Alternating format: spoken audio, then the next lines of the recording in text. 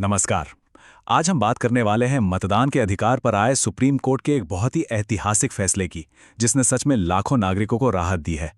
इस पूरे मामले को समझना बहुत जरूरी है, तो अंत तक जरूर बने रहिएगा, क्योंकि ये हम सबके अधिकारों से जुड़ा एक बेहद अहम मुद्दा है। चलिए सीधे मुद्दे पर आते हैं। जरा सोचिए, क्या ऐसा हो सकता है कि किसी के माता पिता के नाम में बस एक छोटी सी स्पेलिंग की मिस्टेक हो और उसकी वजह से किसी का वोट देने का अधिकार ही खतरे में पड़ जाए? सुनने में अजीब लगता है ना? पर हाल ही में सुप्रीम कोर्ट ने इसी सवाल पर एक बहुत बड़ा फैसला सुनाया है। देखिए, ये कोई छोटी मोटी बात नहीं थी।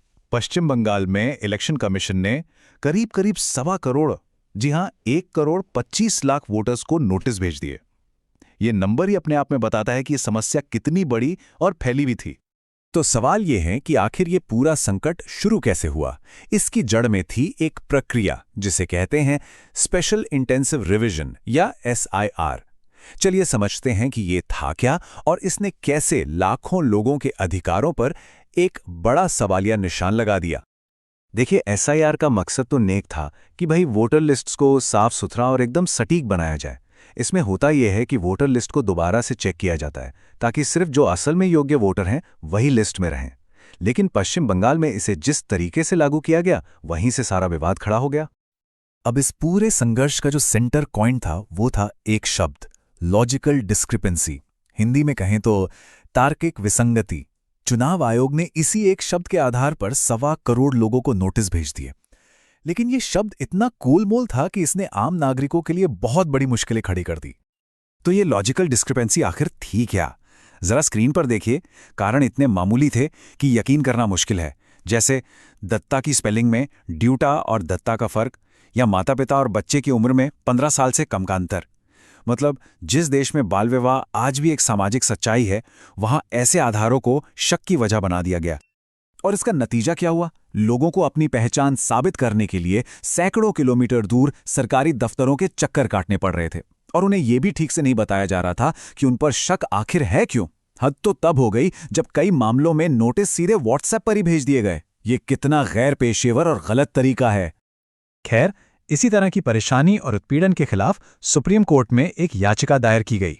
केस का नाम था मोस्तारी बानो बनाम भारतीय चुनाव आयोग। इस केस ने चुनाव आयोग की इस पूरी प्रक्रिया को सीधे सीधे चुनौती दी। और यहीं से कहानी में एक जबरदस्त मोड़ आता है। सुप्रीम कोर्ट ने इस मामले में सीधे तौर पर दखल दिया और एक नागरिक के सम्मान को सबसे ऊपर रखा। चलिए देखते हैं कि कोर्ट ने क्या किया और क्या कहा। सुप्रीम कोर्ट ने शुरुआत में ही एक बहुत ही दमदार बात कही। उन्होंने साफ किया कि चुनावी प्रक्रिया को शुद्ध बनाना जरूरी है, लेकिन इसकी कीमत किसी भी नागरिक की गरिमा, उसकी इज्जत नहीं हो सकती। ये एक लाइन इस पूरे फैसले की आत्मा है। सुनवाई के दौरान जस्टिस जयमाला बागची ने एक बहुत गहरी बात कही। उन्होंने कहा कि आपका तर्क सिर्फ धारणाओं पर यानी अजम्पशंस पर नहीं चल सकता, उसे हमारे समाज की जमीनी हकीकत से जुड़ा होना चाहिए। उन्होंने बाल विवाह जैसी सामाजिक सच्चाइयों का जिक्र करते हुए आयोग के बनाए नियमों पर ही सवाल उठा दिए।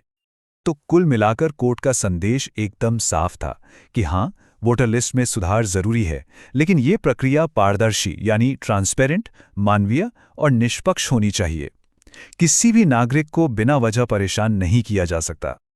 सुप्रीम कोर्ट ने सिर्फ समस्या नहीं बताई, बल्कि इसका समाधान भी दिया।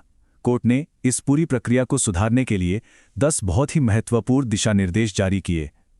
चलिए अब उन खास निर्देशों पर नजर डालते हैं जिन्होंने आम वोटर को ताकत दी है।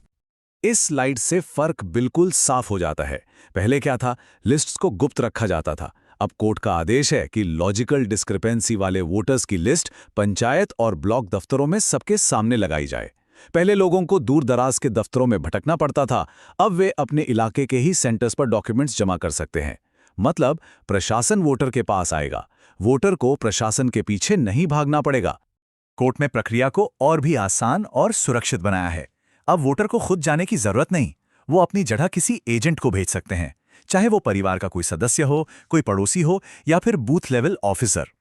और एक सबसे जरूरी बात, हर डॉक्यूमेंट जमा करने पर अब एक लिखित रसीद मिलेगी। ये छोटा सा कागज बहुत बड़ी ताकत है। ये एक सबूत है कि नागरिक ने अपना काम कर दिया है, अब जवाबदेही प्रशासन की है। और ये तो एक बहुत बड़ी और प्रैक्टिकल जीत थी। पश्चिम बंगाल जैसे राज्यों में अक्सर पास सर्टिफिकेट पर जन्मतिथि नहीं होती, लेकिन 10वीं के एडमिट कार्ड पर होती है, पर चुनाव आयोग उसे मानने से इनकार कर रहा था। सुप्रीम कोर्ट ने साफ कहा कि बोर्ड द्वारा जारी किया गया एडमिट कार्ड मानना ही होगा। इस एक आदेश से लाखों असली वोटर्स को बहुत बड़ी राहत मिली। तो इस पूरे फैसले का महत्व सिर्फ पश्चिम बंगाल तक ही सीमित नहीं है। ये भारतीय लोकतंत्र के भविष्य के लिए एक मील का पत्थर साबित हुआ है। चलिए इसके बड़े असर को समझते हैं। अगर संक्षेप में कहें तो सुप्रीम कोर्ट ने 3 बिल्कुल साफ संदेश दिए हैं। पहला, वेरिफिकेशन की प्रक्रिया किसी को डराने या परेशान करने का जरिया नहीं बन सकती। दूसरा, पारदर्शिता कोई ऑप्शन नहीं है, ये जरूरी है। और तीसरा, हर वोटर को एक शक की नज़र से नहीं बल्कि एक नागरिक के तौर पर सम्मान दिया जाना चाहिए। ये फैसला अब पूरे देश के लिए एक मिसाल बन गया है। सुप्रीम कोर्ट ने हाल ही में तमिलनाडु में चल रहे एक ऐसे ही केस में इशारा दिया है कि पश्चिम बंगाल वाले दिशानिर्देश वहां भी लागू किए जा सकते हैं। मतलब इसका असर पूरे देश में देखने को मिलेगा। तो आखिर में ये एक सवाल हम सबके लिए है, क्या निष्पक्ष चुनावों के साथ साथ पूरी चुनावी प्रक्रिया को इंसानी नजरिए से देखना अनिवार्य नहीं होना चाहिए?